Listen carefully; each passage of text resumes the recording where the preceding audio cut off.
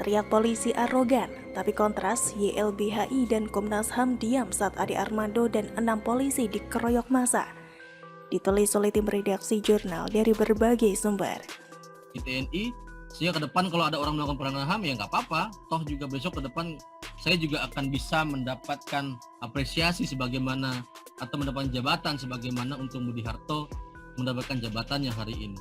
Saya mau garis bawahi bahwa ini kontraproduktif dengan apa yang sedang dia rintis, begitu ya, citra yang dirintis bahwa TNI itu pro kemanusiaan, ya, pro hak asasi manusia, dan dengan dia mengangkat pelanggar HAM menjadi Pangdam Jaya itu meruntuhkan apa yang sebetulnya sedang dia rintis. Nama Abdul Manaf itu adalah hasil dari identifikasi yang patut diduga. Orang yang diidentifikasikan itu ada, cuman hasilnya adalah yang muncul Abdul Manaf. Kemudian diklarifikasikan oleh pihak petugas di lapangan. Setelah dicek ternyata bukan dia orangnya. Walaupun ada kemiripan. Gitu. Masih dicari. Tersangka baru Pak, ada lagi nggak Pak? Belum. Nanti kita kabarin ya. Saya juga bingung, mana yang namanya HAM itu? Mana yang namanya YLBHI itu? Yang kalau kemudian ada sedikit aja orang bawa dan itu orang itu dianggap teroris, kontra, iya kan? teroris dihukum mati dibilang ham gitu. Tapi seorang Ade Armando. Kita tidak bisa mentoleransi segala bentuk kekerasan dengan dalih apapun. Gitu. Iya. Jadi tentu kita harus tanda kutip juga mendoakan supaya dia cepat sembuh lah gitu. Kepala Divisi Hukum Komisi untuk Orang Hilang dan Korban Tindak Kekerasan atau Kontras, Andi Muhammad Rizaldi, menyebut Polda Metro Jaya bersikap arogan karena enggan meminta maaf kepada Abdul Manaf.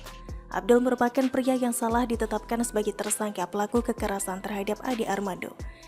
Andi mengatakan bahwa keengganan Polda Metro Jaya untuk tidak minta maaf secara terbuka dan bahkan sejauh ini belum melakukan penindakan kepada anggota Polri yang telah keliru menetapkan seseorang sebagai tersangka merupakan bentuk dari arogansi aparat penegak hukum. Adi menilai kesalahan yang dilakukan Polda Metro Jaya sangat serius, sehingga Inspektorat Pengawasan Umum atau Irwasum, Polri, dan Program harus mengambil tindakan tegas. Menurut Andi, lembaga pengawas internal Polri seperti Propam dan Irwasum tidak boleh berdiam diri. Jangan menunggu laporan dari pihak yang dirugikan, karena kekeliruan tersebut dapat berpengaruh pada akuntabilitas dan profesionalisme Polri dalam kerja-kerja penegakan hukum ke depannya. Sebelumnya, Ditreskrim Polda Metro Jaya sempat menetapkan seseorang atas nama Abdul Manaf sebagai tersangka dalam kasus pengeroyokan Ade Armando. Namun belakangan mereka mengaku salah dalam mengidentifikasi Abdul Manaf melalui teknologi face recognition. Kabid Humas Polda Metro Jaya, Kombes Pol Endra Zulpan, menilai tidak perlu ada permintaan maaf atas kesalahan tersebut. Pasalnya mereka mengklaim belum melakukan tindakan apapun terhadap Abdul Manaf. Endra Zulpan menyampaikan pihaknya belum mengambil langkah apa-apa, hanya baru didatangi. Zulpan menilai justru polisi bersifat bijaksana menyampaikan maksud tersebut. Ada banyak hal yang lucu terkait kemanusiaan atau HAM, terutama jika dikaitkan dengan politik. Pengacau peledakan diri dan menghabisi orang tidak bersalah. Suara teriakan HAM nyaring tak terdengar. Kalaupun ada hanya suara volume kecil, tapi ketika aparat menangkap tersangka pengacau dengan represif atau bahkan terpaksa harus melumpuhkannya, secara ajaib teriakan HAM 100 kali lipat lebih kencang dari biasanya. Begitu pula saat pengamanan demo. Aparat disorot, mereka diwanti-wanti agar tidak represif, harus humanis dan melakukan pendekatan lembut. Ketika aparat terpaksa represif, teriakan HAM menggema keras dari berbagai arah, seperti suara mengaum dengan bantuan 1000 buah speaker. Tapi ketika aparat dianiaya dan dikeroyok, teriakan HAM mirip seperti suara bisik-bisik. Kecaman pun ala kadarnya dan tidak lurus, hanya sekedar basa-basi sampah yang tidak berefek apa-apa.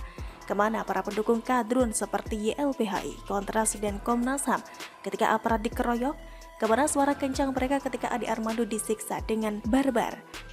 Kenapa mereka bersebelah dengan berasumsi aparat bakal represif, padahal pendemo juga bisa menjadi kurang ajar dan tidak beradab? Mau berstandar ganda di zaman sekarang ini? Maaf, sudah tidak mempan lagi. Rakyat juga sudah paham dengan sikap bersebelah seperti ini.